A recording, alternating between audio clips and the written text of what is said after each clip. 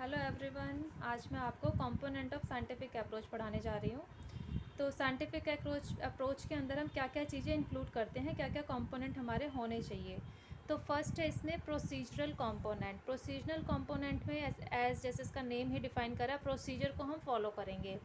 तो procedural component के steps हैं हमारे पास। Steps are defining the problem. सबसे पहले जो हमारी प्रॉब्लम है, जो हमारे रिसर्च है, उसको प्रॉपर हम डिफाइन करेंगे। After that formulating hypothesis as to cause explanation and solution of the problem. उसके बाद जो हमारी हाइपोथेसिस है, जो हमारी एजम्पशन है, उसको फॉर्मुलेट करेंगे, जो रिलेट करेगी हमारी कॉज, एक्सप्लेनेशन और solution related with particular problem.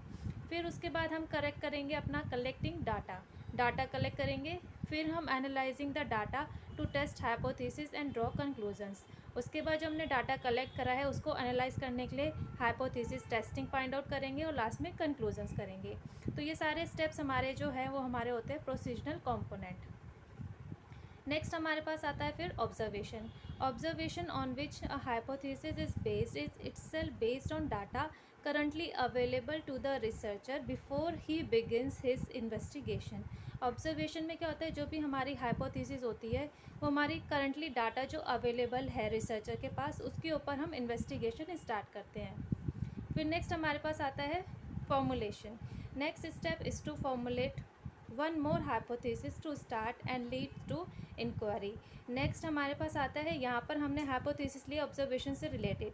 अब हम लेंगे इसमें यहाँ पर कि एक हमने हाइपोथेसिस और हमने ली है यहाँ पे, जो हमारी स्टार्टिंग होगी और लीड करेगी हमारी इंक्वायरी से related, start and and hypothesis.